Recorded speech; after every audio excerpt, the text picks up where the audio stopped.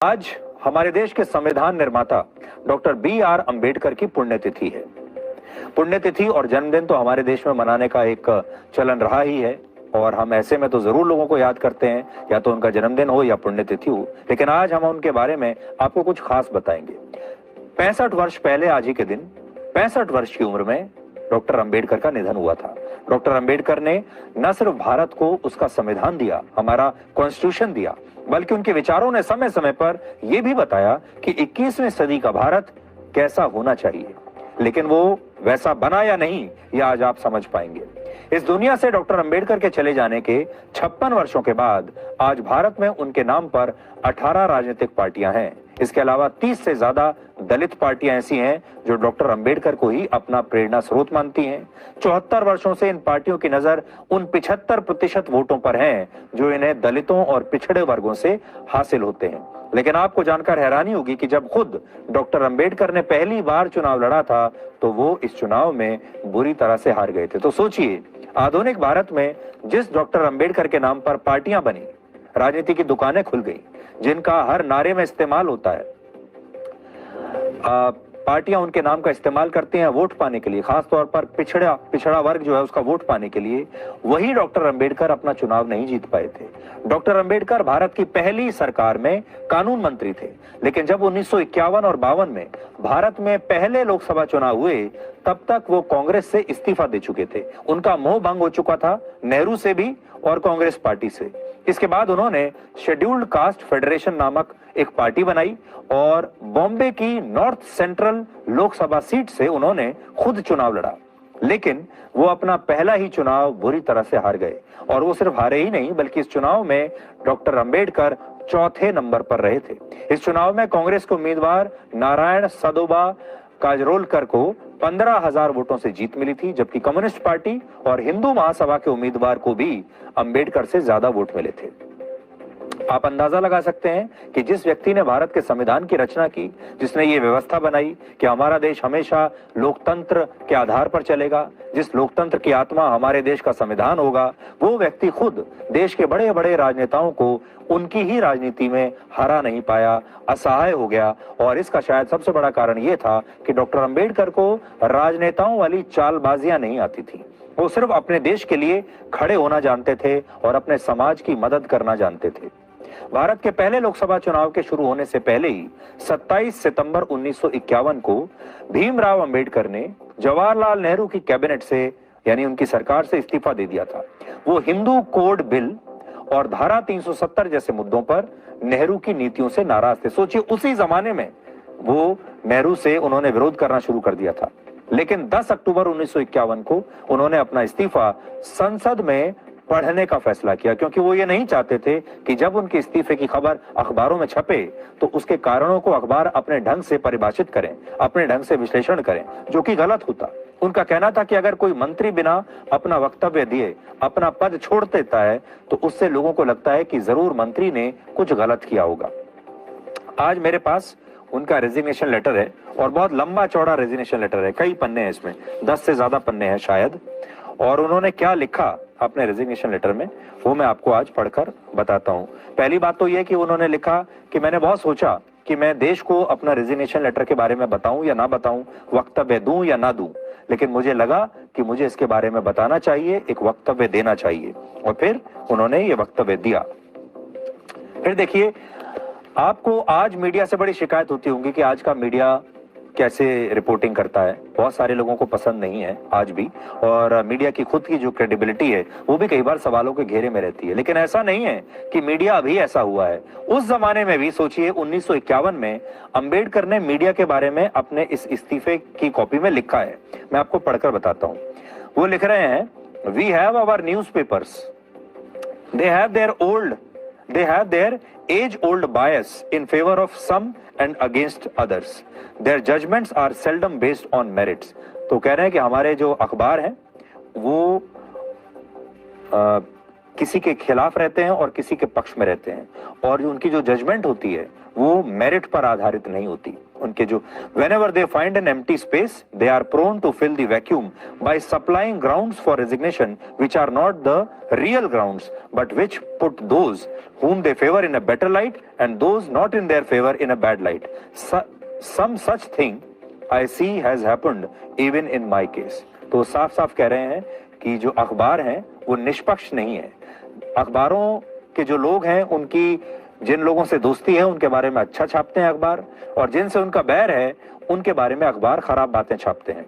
और कई बार अखबार जो हैं वो ऐसी चीजें बताते हैं इस्तीफे के बारे में जो कि धरातल से बहुत दूर होती हैं, जो सच्चाई नहीं होती। और उन्होंने कहा है कि मेरे साथ भी ऐसा ही हुआ है जब मेरे बारे में भी दुष्प्रचार किया गया, इसलिए मैं अपना ये स्टेटमेंट पढ़ रहा हूं। खैर, इस बीच भारत में पहले लोकसभा चुनाव हो चुके थे, कांग्रेस को बहुमत मिल गया था, जबकि डॉक्टर अंबेडकर अपना पहला चुनाव हार चुके थे। लेकिन फिर वो राज्यसभा पहुंचे और वहां भी उन्होंने तत्कालीन सरकार की नीतियों का अपना विरोध जारी रखा। यानी एक बात समझने वाली है वो ये कि आजादी के कुछ वर्षों के बाद ही डॉक्टर अंबेडकर ने नेहरू का विरोध करना शुरू कर दिया था और वो नेहरू की नीतियों से सहमत नहीं थे। 26 अगस्त 1954 को राज्यसभा में डॉक्टर अंबेडकर ने कहा था कि भारत को पूरी तरह से घेर लिया गया है। एक तरफ पाकिस्तान और दूसरे मुस्लिम देश हैं और दूसरी तरफ तिब्बत पर चीन का कब्जा स्वीकार करके नेहरू ने एक तरह से चीन का बॉर्डर भारत के करीब लाने में मदद की। तो सोचिए 1954 में ही जो अंबेडकर ने बात कही थी वो आज कितनी सच निकली। अंबेडकर ने 1954 में कह दिया था कि हम घिर चुके हैं दोनों तरफ से, एक तरफ पाकिस्तान और उनके साथ जो इस्लामिक देश हैं उन्होंने हमें घेर लिया है एक फ्रंट पर, और दूसरे फ्रंट पर हमें चीन ने घेर लिया है। और तिब्बत को स्वीकार करके नेहरू ने बहुत बड़ी गलती की है। और नेहरू ने कितनी बड़ी गलती की थी ये आज आपको समझ में आ रहा होगा। उन्होंने ये भी कहा तब कि अगर आज भारत को खतरा नहीं है तो इसका मतलब ये नहीं कि आगे भी खतरा नहीं होगा, क्योंकि जिसकी आदत आक्रमण की होती है वो कभी अपनी आदत छोड़ता नहीं। उनका इशारा चीन की तरफ था और सोचिए कितने दूरदर्शी थे वो कि उन्होंने 1954 में ही ये भांप लिया था कि वर्षों के बाद क्या होगा, वर्षों बाद चीन क्या करेगा और पाकिस्तान क्या करेगा।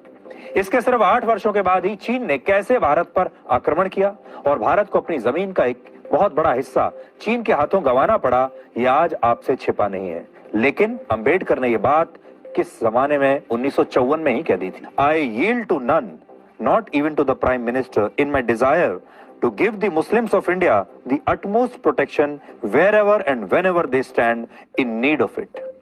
But what I want to know is, are the Muslims the only people who need protection?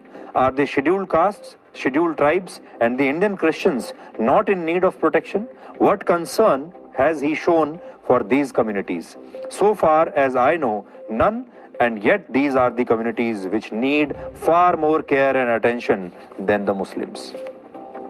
तो मुझे दोष मत दीजिएगा, ये मैं नहीं कह रहा हूं, ये डॉक्टर अंबेडकर खुद लिख कर गए हैं, जिसमें वो कहते हैं कि नेहरू का जो पूरा जोर है वो भारत में मुसलमानों को प्रोटेक्शन देने पर है। वो आगे कहते हैं कि मुझे मुसलमानों को प्रोटेक्शन देने में कोई एतराज नहीं है।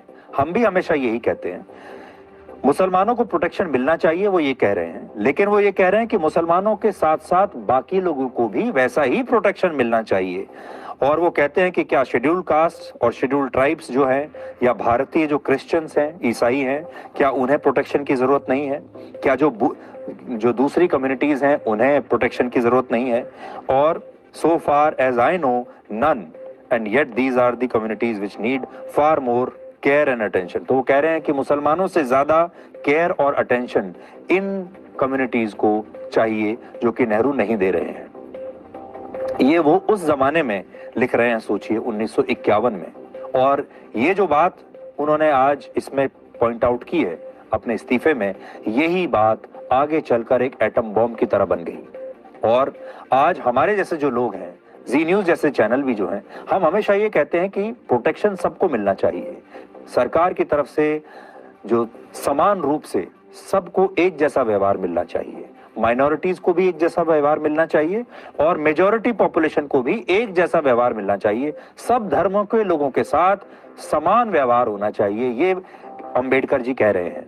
इसके अंदर। और वो ये नहीं कह रहे, आप यहाँ पर बहुत सारे लोग आरोप लगाएंगे कि वो मुसलमानों के खिलाफ है, बिल्कुल ऐसा नहीं है, मुसलमानों के खिलाफ कोई नहीं है। और वो कह रहे हैं कि मुझे इसमें कोई मेरी मंशा नहीं है, उनको भी प्रोटेक्शन की जरूरत है और मिलनी चाहिए, मुझे कोई समस्या नहीं, लेकिन बाकियों को भी दीजिए।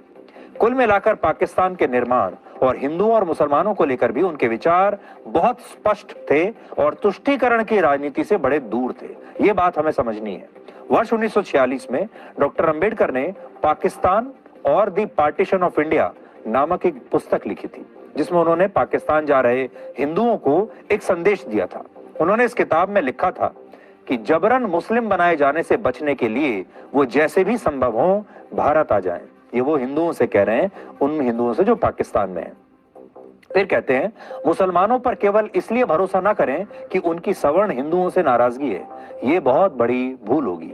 इसी किताब में उन्होंने लिखा कि मुस्लिम नेता धर्मनिरपेक्ष जीवन के महत्व को समझते नहीं है, क्योंकि उन्हें लगता है कि उनकी लड़ाई हिंदुओं से है और धर्मनिरपेक्ष रवैया अपनाने पर उनका अपना समुदाय इस लड़ाई में कमजोर हो जाएगा।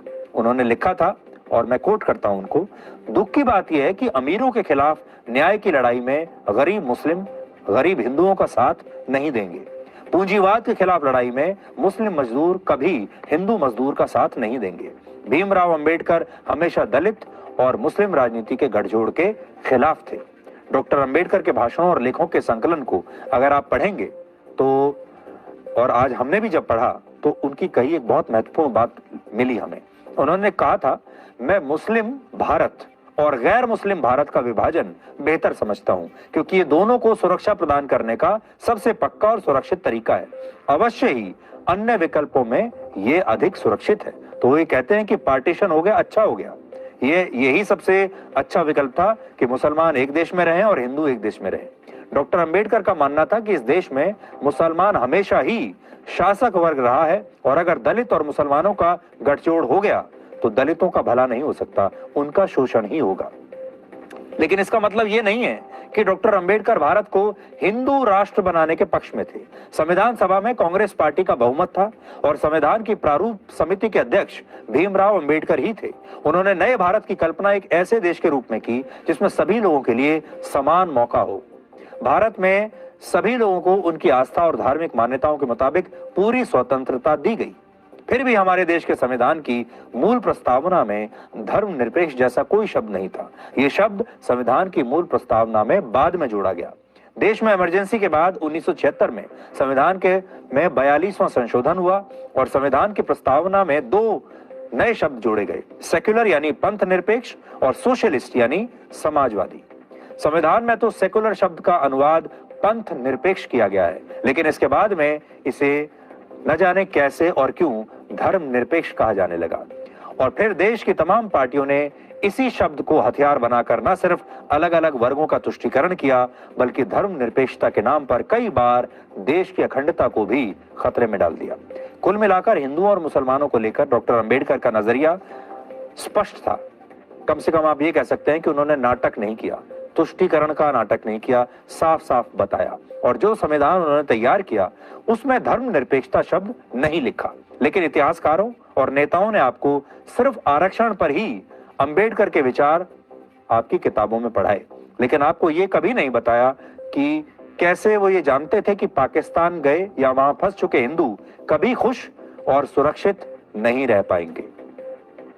और जहां तक बात आरक्षण पर अंबेडकर के विचारों की है, वहां देश के लोगों को अंधेरे में ही रखा गया। डॉक्टर अंबेडकर ने दलितों और वंचितों को भारत में आरक्षण देने की सबसे ज्यादा वकालत जरूर की थी, लेकिन शायद ही उन्होंने कभी ये सोचा होगा कि उनके जाने के बाद भी भारत की कई राजनीतिक पार्टियां आरक्षण को वोट पाने का हथियार बना लेंगी, चुनाव जीतने का हथियार बना लेंगी। डॉक्टर अंबेडकर आरक्षण के जरिए पिछड़ों को सशक्त बनाने के पक्ष में थे, न कि पार्टियों को सत्ता दिलाने के पक्ष में।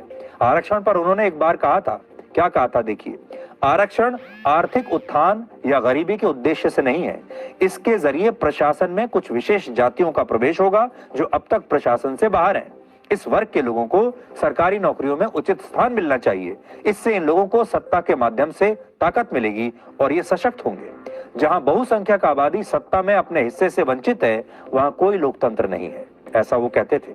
लेकिन डॉक्टर अंबेडकर के जाने के बाद अलग अलग पार्टियां आरक्षण के नाम पर अपनी राजनीति की दुकानें चलाने लगी। उनके नेता अमीर होते चले गए। आज आरक्षण के नाम पर बनी जितनी भी पार्टियां हैं और अपने आप को दलितों के नेता जो लोग बताते हैं, वो आज सारे बड़े बड़े बंगलों में रहते हैं, बड़ी बड़ी गाड़ियों में चलते हैं, उनके पास बैंक बैलेंस है, पैसा है, सत्ता है, सब कुछ है।